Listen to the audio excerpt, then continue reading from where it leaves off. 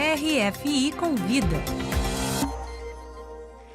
Neste dia dedicado a celebrar a cultura e a herança indígenas, nós recebemos aqui nos estúdios da RFI a artista indígena Trudruá Dorrico, descendente do povo Macuxi. Ela é escritora, pesquisadora e curadora de literatura indígena e está aqui em Paris para uma residência artística na Cidade Internacional das Artes, uma residência promovida pelo Festival Brasil Cena Aberta. Olá, Trudruá. Olá, olá RFI, saudações ancestrais, uma alegria estar aqui com vocês, uma alegria estar aqui com você, Didi. Desde o ano passado, Trudruá, o tradicional Dia do Índio, celebrado no Brasil em 19 de abril, desde os anos 1940, passou a ser chamado oficialmente de Dia dos Povos Indígenas. Essa mudança de nome é suficiente? Ela não é suficiente, mas ela é um passo muito simbólico e importante na luta epistemológica indígena. Esse é o primeiro ano que a gente celebra o Dia Nacional dos Povos Indígenas, né? Então, esse ano já é um marco assim, na história das lutas e conquistas indígenas. Eu vou explicar aqui rapidinho por que é importante, né? Os povos originários, eles, em 500 anos, né? Além da apropriação do território, apropriação da cultura, o que mudou significativamente sobre as nossas vidas foram os nossos nomes, né, e a forma com que nos identificamos, que sempre foi imposto. Então, reaver nomes que fazem mais sentido para nós hoje, como indígena em vez de índio, né, para deslocar essa cadeia de associação racista que a história política brasileira ensejou sobre nós, é muito importante. Então, isso é nacional. Convencionou-se nacionalmente que vamos nos chamar de indígenas no território brasileiro, para convidar as pessoas, a sociedade brasileira, né, quem não é brasileiro, mas também quem não é indígena, a nos conhecer um pouco mais a partir de nossos povos, línguas, e culturas. E a pluralidade, né, dessas culturas. Exato, sempre no plural, né? São mais de 305 povos e o último censo agora está revelando que somos uma população de mais de 1 milhão de pessoas, né? A gente nunca tinha chegado nesse nível de censo até esses últimos resultados. Mas mudar a linguagem é muito importante porque mostra ou convida, né, quem está do lado de fora a comungar uma linguagem mais respeitosa para nós, sobre nós. Então, é muito importante, sim, não é tudo, não é suficiente, né? Políticas, participação estrutural, participação em novelas, como a gente está começando a ver, né? Esses lançamentos na literatura, na cultura, tudo isso assim faz parte desse projeto de autonomia indígena, mas sim, a linguagem é muito importante e ela precisa acontecer também. Trudruá, o Dia Nacional da Consciência Indígena no Brasil, então, tem o Dia dos Povos Indígenas, mas tem também o Dia Nacional da Consciência Indígena, que é celebrado desde 2013, em 20 de janeiro. Esse Dia Nacional da Consciência Indígena, ele é mais pertinente?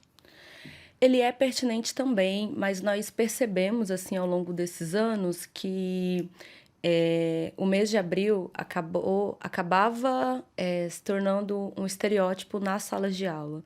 E esse ensino... Muito né, ligado à chegada dos portugueses. Sim, nesse mês que celebra também esse descobrimento, mas também esse Dia do Índio.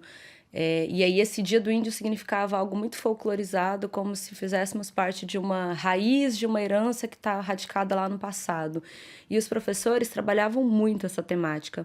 Então, quando os artistas, os intelectuais indígenas como Daniel Munduruku, Eliane Potiguara, Cacau Erá, Olívio Jacopé, e eu poderia citar vários nomes aqui, começam a trabalhar a literatura e a arte dentro da sala de aula, elas percebem assim, que essa data, que se convenciona como uma data importante para as escolas trabalharem, porque é um dia comemorativo, era utilizado como lugar de estigmatização, né? Acabava sendo um reforço do racismo, da discriminação contra a população indígena. Então, quando a gente chega nas mídias, né, que isso também é recente, de estar ocupando esses espaços de redes sociais, a gente percebeu assim, que o mês de abril e o mês de agosto essas representações estereotipadas, que são basicamente coloniais, elas são muito mais reforçadas. Então, para nós, o Dia Nacional é lembrado, mas o dia 19 tem muito mais peso hoje no Brasil. Por isso que a Joênia Wapichana ter, né, proposto a mudança do nome, assim, foi como um presente assim, para o movimento indígena, porque a gente percebeu que isso poderia direcionar os educadores, os professores da educação infantil, principalmente, para um lugar em que eles pudessem trabalhar e ver a gente de uma forma muito mais humanizada. Trudroá, no silêncio dos olhos de meus parentes amarelos, ouço os sons dos maracás. Vejo a cor do urucum e do genipapo em suas peles. Sinto o orgulho do pertencimento que sempre exala em seus cabelos. Em suas sombras toca o tambor. Eu sou, eu sou, eu sou indígena, eu sou. Esse é um trecho do seu poema Não Há Fronteiras para o Pertencimento, que integra o livro Eu Sou Macuxi e Outras Histórias, publicado pela editora Caos e Letras em 2019. Nesse primeiro livro, você mergulha em suas memórias ancestrais. Trudroá, você que inclusive mudou de nome, seu nome nos seus documentos é Julie.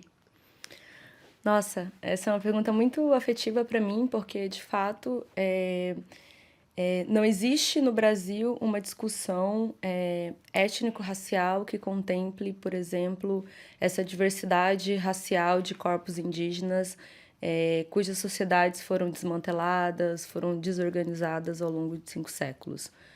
No meu caso, do meu povo, não é assim, porque meu povo nunca foi considerado extinto pelo Estado brasileiro, mas muitos outros povos são. Isso não bastou, no entanto, para que minha família é uma família migrante, né? Minha família sai da Guiana, de Caraçabai, e vai para Bonfim, Roraima, Brasil, e depois minha mãe e meu pai vão para Rondônia, onde, né, eu vou nascer, em 1990.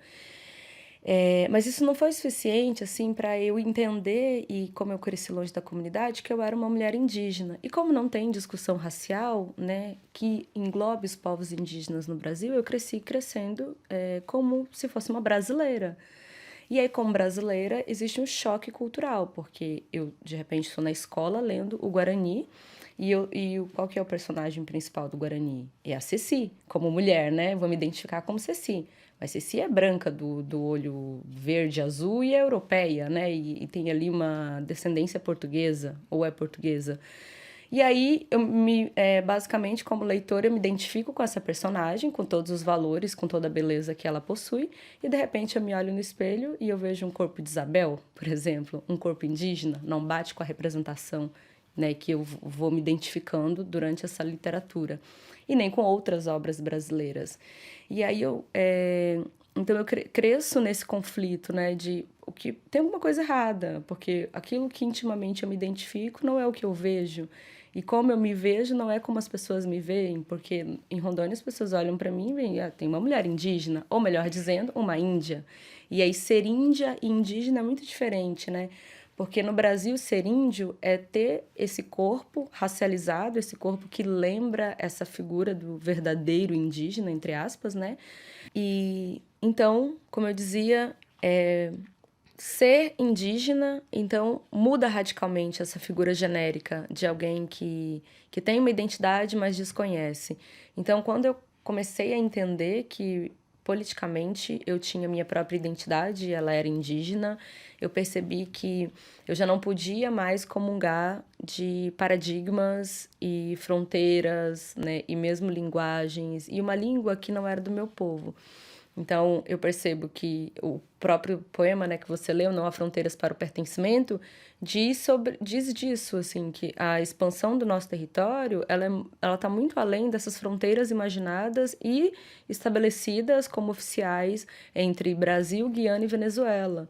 Então, o meu território ancestral, que é o território ancestral do povo Macuxi, abarca esses três estados-nações, né, esses 3 países. E mesmo assim, ele não tem direito a esses 3 territórios, né? Porque então, Estado-nação vai sobrepujar os desejos do meu povo e aí dizer, não, isso faz parte do meu território, da política do meu país. Eu também não posso, eu parei de, tipo, defender, por exemplo, uma história de 1500, porque o 1500 é o marco zero de colonização, não é a data do nascimento do meu povo. Minha história não começa ali e minha história não é antes pré-Cabral, né? Pelo contrário, meu povo existe há milênios, né? Pra você ter noção, Didi, o Monte Roraima é é um dos primeiros montes que emerge depois da era glacial. Na memória ancestral do meu povo, são os nossos deuses que cortam essa árvore que é gigante e que vai inundar o mundo né, e aí a gente vai ter várias histórias depois quando essas águas secam. Essa árvore gigante cortada é o Monte Roraima. Então, a memória do meu povo, ela não é de 3 ou até mesmo assim 2.500 depois de Cristo. Pelo contrário, ela deve ser muito mais que 10.000 antes de Cristo, né? Porque isso data um tempo muito antigo, que os nossos antepassados, assim, viveram e vivem até hoje. Então, óbvio, né? Então, quando eu pedi do meu avô para ele me dar um nome, porque eu já entendia que Julie ou Julie não fazia mais sentido, e ele me deu Trudruá, que na língua macuxi significa formiga. E eu acho que isso me fez perceber que todos os nomes indígenas, eles são nomes e códigos que nos ligam à terra. Os nomes brasileiros, os nomes civis de estados-nações, eles nos conectam com algum código, alguma referência que diz respeito a essa história. Mas o nome Makuxi diz respeito à história da terra. Então, eu acho muito mais bonito Trudruá. Um pouco mais difícil, mas bem mais bonito. Mas eu vou respeitar também, tipo, o desejo do meu avô. E você vai modificar todos os seus documentos? Eu vou devagar, vou com calma, porque juridicamente eu tenho uma produção acadêmica com o nome Julie, né? Então eu não posso perder esses títulos, né? Eu preciso ir com calma. Mas a ideia é sim, porque cada vez mais faz menos sentido eu ter Julie como um nome civil. Trudruá, como você acabou de dizer, você tem uma história acadêmica, você também é pesquisadora em teoria da literatura e autora de uma tese sobre a literatura indígena brasileira contemporânea pela PUC do Rio Grande do Sul. Qual é o panorama dessa literatura que se desenvolveu muito nos últimos anos, com vários autores publicados, como você disse, publicando livros para contar suas histórias que durante séculos foram contadas por não indígenas? A Constituição Federal de 1988 mudou radicalmente a relação entre sujeitos indígenas e Estado brasileiro, né? Antes disso, nenhum indígena podia participar efetivamente da vida social e ser considerado indígena. Ele era considerado brasileiro, né?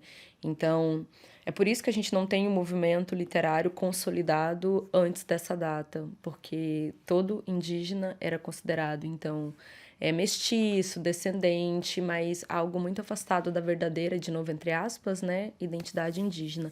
E aí é importante, assim, lembrar que não existe essa gradação e essa hierarquia de ser mais ou menos indígena, né? Isso é uma questão política que o Estado brasileiro criou para classificar os indígenas dentro dessa política da integração, que perdurou, assim, sei lá, mais de 100 anos. Então, não existe mais ou menos indígena, são todos indígenas, né? E aí, desde então, desde a primeira obra publicada né, por uma editora privada, que é a do Daniel Munduruku, Histórias de Índio, pela Companhia das Letrinhas, em 1996. Até hoje, nós temos mais de 250 títulos e uma média de 60, 70 autores indígenas que estão aí participando do mercado editorial, né? E aí, por que participar do mercado editorial é muito importante?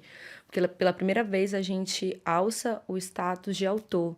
E ser o autor do livro é muito importante porque se trata de um direito, do direito moral, do direito de ser reconhecido, né, como tá lindamente ali meu livro, o direito de ser reconhecido como autor dessa propriedade intelectual e, ao mesmo tempo, por receber o direito patrimonial, né, que é os direitos autorais que essa obra rende, né? E aí, por que isso é muito importante na história da literatura indígena e por que ela é o pilar da literatura indígena? Porque, historicamente, outros publicaram as nossas histórias sobre nós, inclusive, de uma forma etnográfica, e era eles que, né, quem ganhava esse mérito social e financeiro. E isso acabava gerando aí uma pobreza, né, um empobrecimento das nossas propriedades intelectuais e de nossos corpos e de nossas comunidades também.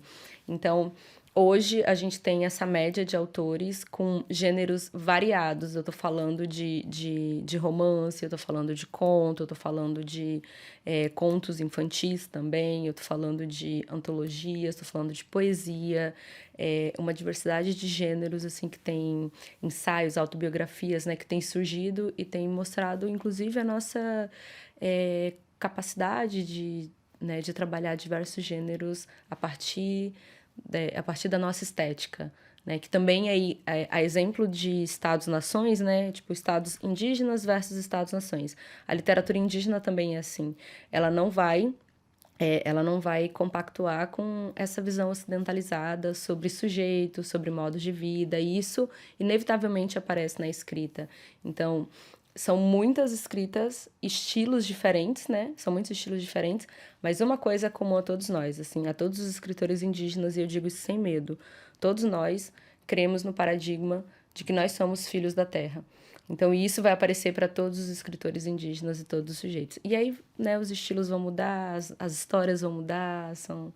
E nesse panorama tem as mulheres escritoras indígenas, que é um subgrupo, vamos dizer assim, que você promove bastante.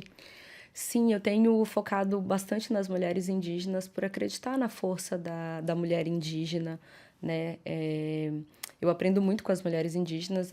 A mulher que eu mais admiro é a minha mãe, né? Que é ela quem me ensina ainda hoje a tradição, ela que compartilha a cultura, ela que me ensina a língua. E ela é uma mulher indígena, e embora ela não esteja nesse mercado editorial, ela está aí produzindo literatura, ela está vivendo o modo de vida macuxi. E a ideia é trabalhar mesmo mais com mulheres, assim, considerando que nós somos um número reduzido no Brasil de escritores, mas como mulheres nós somos ainda um número um pouco menor, que tem crescido cada vez mais. Isso é muito importante. Mas eu tento fortalecer esse segmento não só por me ver inserida nele, mas também por tentar e por querer aprender muito mais com as mulheres hoje, maternidade, família. Eu tenho 32 anos agora, né? E durante toda a minha vida, a cidade, a academia, né, a universidade, me ensinou que eu não poderia ter filho antes, porque isso poderia radicalmente, assim, acabar com a minha carreira, acabar com a minha vida artística. Eu não ia conseguir me formar no doutorado, né? Porque quem é que se forma com filho no doutorado? E eu acreditei durante muito tempo. E, de repente, eu olho para essas mulheres indígenas e elas têm filho, e eles estão em todos os lugares. E aí eu reaprendi que criança nunca vai ser um problema, né? Que a sociedade, a cidade, ela tende a tirar as crianças do nosso campo de visão. E as sociedades indígenas, elas incorporam cada vez mais as crianças. Então, você vai ver crianças com velhos, crianças com crianças, crianças com mãe. Então, as crianças, elas são a alegria da nossa sociedade. E eu lamento muito, assim, não ter tido filho antes, porque por ter acreditado mesmo, né, que isso iria de alguma forma atrapalhar a minha vida. Então, voltar o olhar para essas mulheres de novo tem sido muito importante, inclusive para eu reaprender o que é ser uma mulher indígena, o que é ser uma mulher macuxi também. Trudroá, você atravessou o Atlântico pela primeira vez, está aqui em Paris para essa residência artística. Que projeto você está desenvolvendo aqui? Novos livros? Sim, eu estou escrevendo, comecei a escrever um romance, estou escrevendo uma peça e mudando um pouco essa linguagem, né, que eu tenho mais domínio. Eu acabei de fazer um projeto junto com Ellen, que é o Açu, também uma mulher indígena, e o João Dumont, que ele esteve aqui numa entrevista, ele é cineasta, e nós estamos aqui, né, nessa residência artística, nós estamos refletindo sobre eu ter atravessado o Atlântico e de repente me deparar com resquícios coloniais que são vendidos a céu aberto, né?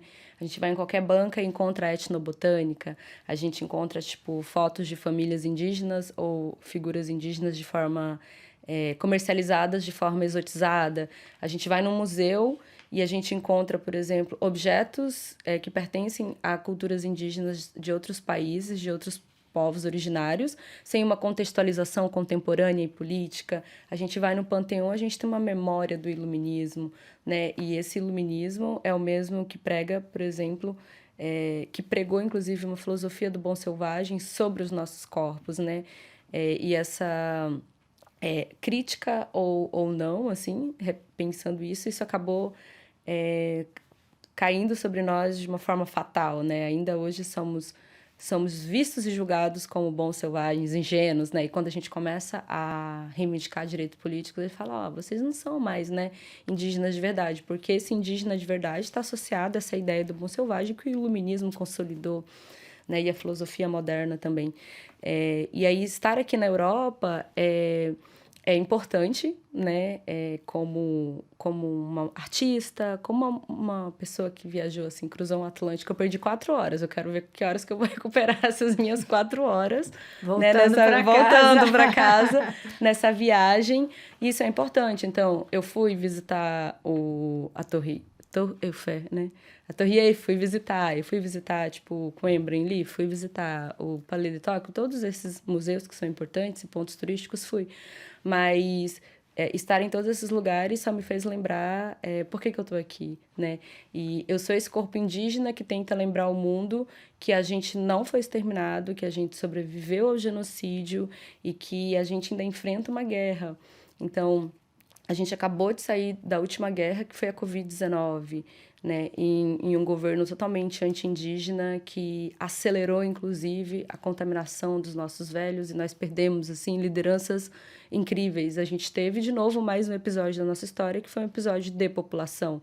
Então, eu estou aqui para lembrar, inclusive, né, Paris ou Europa e todas essas instituições, a importância de caminharmos mesmo para um outro modelo de regime social que englobe as nossas sociedades e cresça com a gente também, né? Agora que eclode, por exemplo, a emergência climática, todo mundo se aproxima dos povos indígenas para falar, nossa, como nós vamos salvar, né? A gente, né, pode fazer um projeto coletivo de proteção à terra, porque é isso que a gente faz há 5 séculos, né? Todo o território indígena é reflorestado em biomas, e não falo de pinheiro, falo de biomas mesmo, dessa diversidade de vegetação, mas não dá para fazer sozinho. Então, essa reflexão crítica, mas também esse convite coletivo de se aproximar, conhecer e repensar, inclusive, os próprios modelos que são oferecidos como arte, como cultura, como turismo, aqui nesse lugar que ainda é uma hegemonia mundial, né? Bom, acho que é um pouco isso, assim, a gente fez esse curta, a gente está editando ainda esse curta e fazendo esses outros projetos concomitantemente. Trudroa Dorrico, muito obrigada pela entrevista e esperando, então, que esse convite coletivo seja feito pela Europa e pela maioria dos povos do mundo inteiro. Muito obrigada pela entrevista. Obrigada, Didi. Obrigada, RFI.